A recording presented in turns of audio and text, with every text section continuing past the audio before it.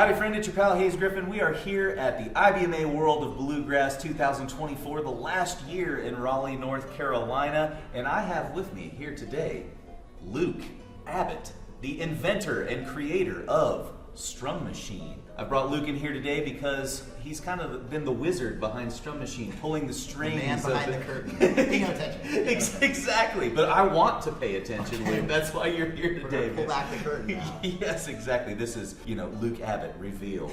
Yeah. But we're excited. We're going to talk about Luke's background in music, how he got to be the guy that coded the most useful bluegrass app on the face of the planet this day. So stay tuned. So, Luke, I have been really interested to know, can you just take us through, your relationship with music and how you came up in music? Because obviously you have a deep-rooted tradition in something if you're going to create an app that's as beautiful as it is for bluegrass music like that. So tell me, your background in music. When did you start? What do you play? All that stuff. Yeah, I started real young. My parents, neither of my parents were, skilled musicians, but they wanted music to be part of their family. Mm-hmm. So they could strum simple, folk songs and stuff like that. So they would have a regular family music time, and we had to be in the room. And they had all sorts of instruments around. So that was sort of my start, just messing around with harmonica and recorder and piano and different things. And then when I was 10, wandering through a music store, I was like, oh, what's this? And I picked up a banjo and messing around with that. I was like, oh, I think this is, I don't know, something about it, So I started learning that, and then we went to a bluegrass festival later that year, and that was a real eye-opening thing of wow, there's a whole community, people play together, they jam together, even if they don't know each other, it was amazing. So that then sent our whole family, my brother and I and my parents, all got all the bluegrass instruments, started learning them all, and going to festivals and jams, and just kind of steeping ourselves in this. Yeah. And that's, and I've been playing bluegrass ever since, so almost getting on 30 years almost. So. Absolutely, man. Yeah, we're almost in the same boat then. Where's it you grew up, by the way? Santa Cruz, California. Yeah, Santa Cruz, California. That's awesome, man. Is there a good scene for that kind of stuff out there, you would say? Yeah, there's a lot of good pickers in California. I feel like it's a good scene. There's a lot of real, sort of traditional bluegrass, and that was really for the first decade of that's real, just focused on Stanley Brothers and Flatt and Scruggs and just straight ahead stuff and all that stuff I love. And then as time went on, I also sort of started doing some old time stuff and got into that old time filling and the claw hammer and and branching out in different ways too. I think the first time I even saw you play was on clawhammer banjo. You know what I mean? It might have been an ad for Strum Machine or something like that. But that's awesome, man. Where does that take us in your musical career? So you spent your childhood kind of playing with music with your family, almost with the instrument petting zoo. Tell me about high school, college age, all that. So growing up as a teenager, we had a family band. We did that, and I sort of was helping my parents kind of get up to speed with bluegrass and stuff, and through that process, my dad especially was kind of trying to reverse engineer what was going on in my head. So we ended up developing some instructional materials and stuff under the Toneway music method was our brand. And so we were making books and videos and CDs and stuff, trying to help other folks learn to play and play by ear and play this kind of music, bluegrass, old time mountain music stuff, Wow. And was doing that while I was at home, and then after I left home, I was doing more I was gigging, I was teaching music, doing a lot of music lessons. And that sort of brings me into the mid 2010s. I was teaching more or less full time for me, 20, 30 lessons a week. And then also doing freelance web design, because I've been coding since I was a kid, starting with DOS and BASIC. Oh, wow. Yeah. So that was through your schooling, or was it just kind of a hobby or something like that? It was kind of, so I was homeschooled. Yeah. So a lot of flexibility to make Absolutely. it part of the schooling. But I was just something I was really interested in. Always been interested in technology and computers and stuff. So I had been doing some WordPress kind of, website development stuff, client stuff, and teaching music and gigging here and there. And then I really wanted there to be something I could recommend to my students for backing tracks, so that I didn't have to sit there and record all the backing tracks, and that they could have something that they could speed it up as they got, more comfortable, and just be flexible that way, Absolutely. I mean, that's something I struggled with forever with my own private students, and even being taught myself. Like, if you have two backing tracks, one's at 60 beats per minute and one's at 120. That's what a big about jump. Yeah, like Yeah. What about those middle tempos, right? Yeah. So I would, like, every few months, I would get on the internet for half an hour and just be like, has anyone come up with this? Because I knew about Band in a Box, which is like so complicated and expensive. I can't recommend that. No. I knew about iReal Pro, but like it doesn't sound good for bluegrass. And I can't recommend that. And there was just nothing out there. So, and I knew enough about, the coding side of things. It's like, it's not that complicated. If I just get the sounds of the real instrument, all the bass notes, and all the strummed chords, I can make it go boom, chuck, at whatever speed, and just do it all dynamically, and it should sound pretty good. So eventually I was just like, all right, screw it. I'm just gonna try to put something together for my students initially. And, I could tell, like, okay, this I should keep working on that, and that's where it came from. Yeah, like, so what year would that have been? That was Maybe 2016. That the like kind of beta version of Strum Machine came I started out? working on it in January of 2016, and then the first version came out in May. Okay. And I just announced it on my Facebook page, like, hey, I made this thing, and I got like 100 people, because just from the bluegrass community, my friends on Facebook, got 100 people signed up from there, and that's, almost until recently, that's pretty much all I've done in terms of marketing, right? It's just people tell each other, and it spreads through word of mouth, and that's just, I've just kind of focused on making it better and improving it, for the past almost 8 years now. Absolutely. I was going to say, wow, it's crazy to think that it's been 8 years, because Yeah. I feel like I was a pretty early adopter, once it was publicly available, and it was like friends telling me about it. It was actually my colleague Adam Schlenker that I work with at Dempsey University. He was like, you got to check this thing out, because he knew I was teaching a bunch of people. Yeah. Man, so 2016, we've got like a first like full functioning version of the app. A basic version. Yeah. Right? So it had, a handful of songs. It had the ability to enter songs. Like, it wasn't, the design was nowhere near how it is now. It only add a guitar. It could only do the basic chords. It could only do boom chuck. But it, was enough to like do your fiddle tunes or whatever. Like, and then, kind of adding slowly from there. Yeah. I mean, I think that's been the most impressive thing to me, is that when I got on the app, it was like basic bluegrass band, you know what I mean? And we've moved well beyond that at this point with Strum Machine. Library of standard tunes, the ability to add major and minor chords, all that kind of stuff. But we're Really, not, any chord you want now. yeah, that's what I was just getting ready to All the say. chords. Like we're like so far beyond that. So you like, just for folks listening, like, you can play jazz chords on this now, right? Like major sevens, minor sevens, half diminished, full diminished, all that kind of thing. 7 Like, sharp 9, minor 11, like anything that's physically possible to play on the guitar, pretty much you can find it in there. yeah.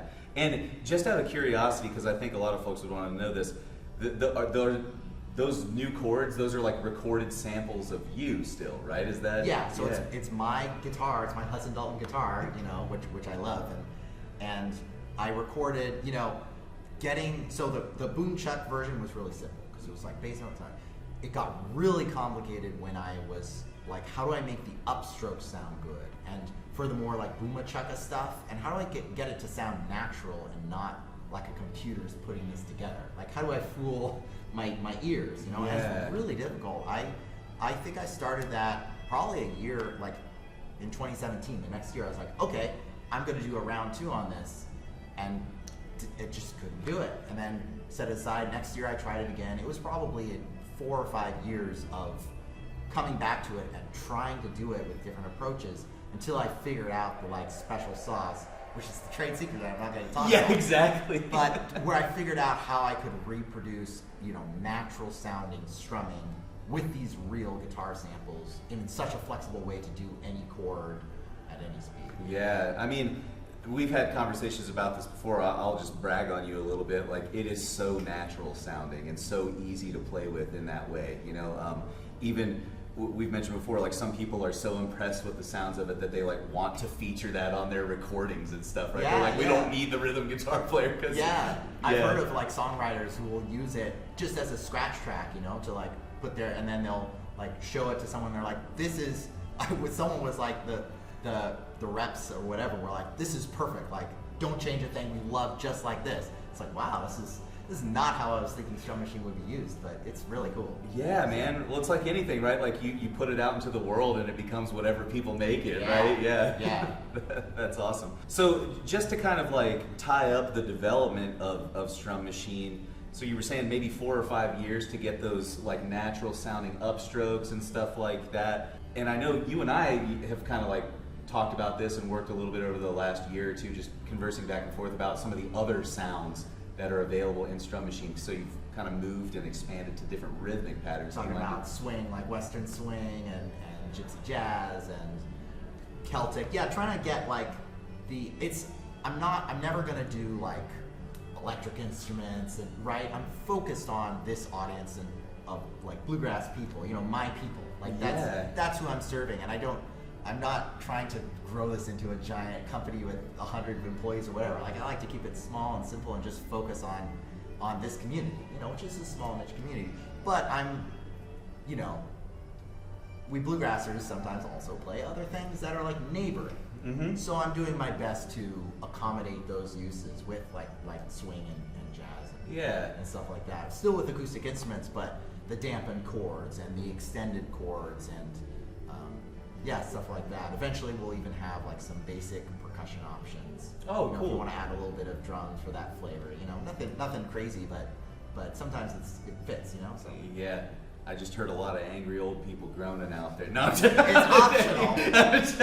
Drums. and the thing also that I'm like my number one priority is always keep it simple, not a cluttered thing. So like if you never go into the band settings, you're just gonna have that basic boom chuck, which is like a good foundation for pretty much anything. Yeah. Right? And that's your starting point. And if you want to go in there and customize it, add the automatic bass runs, change the voice, the capo position of the guitar for a different chord voicing, change the amount of like, is it really strumming? Is it really cross-picking? Like you can do all that if you like that, and if you want to do that, or if you just want to play with boom chuck.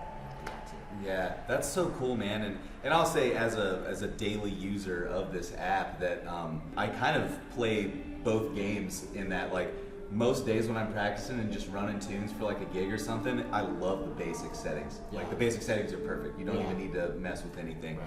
But as someone who's also obsessed with Western swing and stuff, I've had so much fun just going in there and like, it's like, well, I think that should be a little shorter articulation on the offbeat or something like that. A little less sustained, a little more. Yeah, no, it's been such a huge tool that way. And I think it'll make it easier for like you watching this video right now. I swear, I am a daily user of this app, and it is like drastically improved my practice flow. Like practicing with a metronome is cool, but everyone always says that you get better by playing with other musicians, but what if they're not there?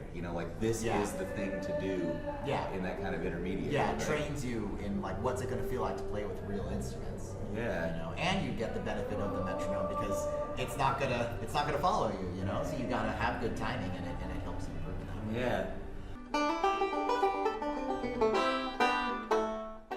Well, that's great, man. Is there anything that you want to say about like the kind of current development of the app, like where it's at, or maybe what you're thinking about doing with it in the future? Yeah. A little bit? So my goal is to be able to sit down with it as a player and play with it for an hour and not be taking notes on like, I want to maybe have this idea for this and this.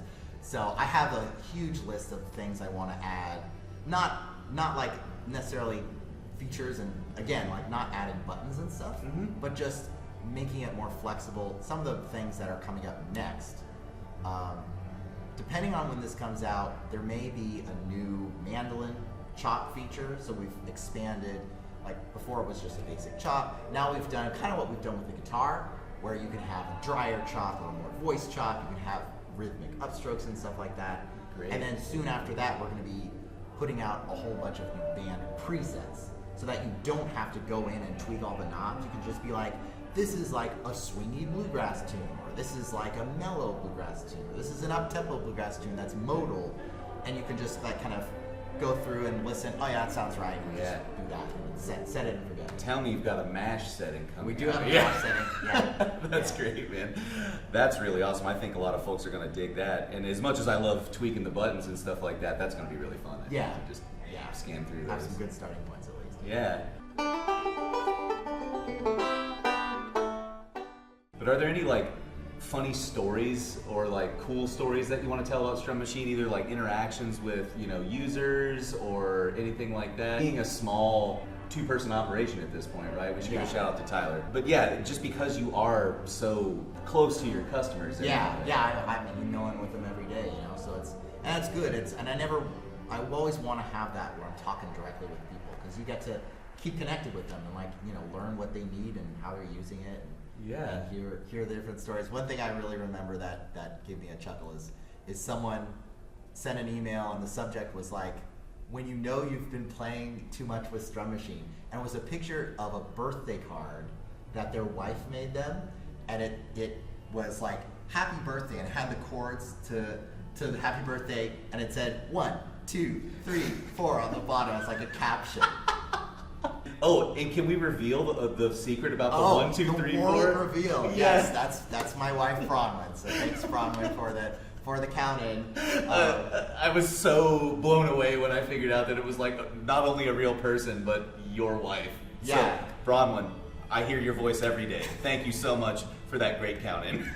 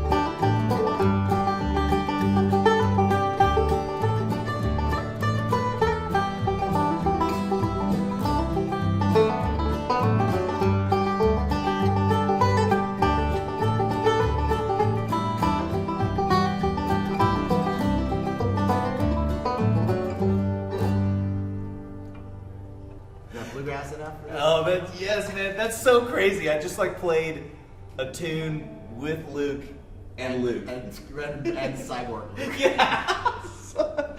I mean, I love both versions, you know? It would be so hard to choose between them. Awesome, Luke. Well, it's been great chatting with you, man. Thank you so much for kind of revealing the story of Strum Machine. I know that there's, you know, you've got thousands of users at this point, right? Yeah. So I know a lot of folks are going to be interested to kind of meet the man behind the machine. Thanks for having me. Yeah, no problem, Luke. Before we get out of here, say a huge thanks again to IBMA, Martin Guitar, and Strum Machine. They were all sponsors of Pickin' for the Prize guitar contest and Martin Guitar giveaway hosted here at IBMA World of Bluegrass. It's because of these folks that I'm able to be here in this room as artist in residence, interviewing all of my pals, new and old. So thanks, Luke, for the support that way. We really appreciate it. Yeah, my pleasure. Awesome. Well, folks, don't go anywhere. We've got more great content coming right at you now.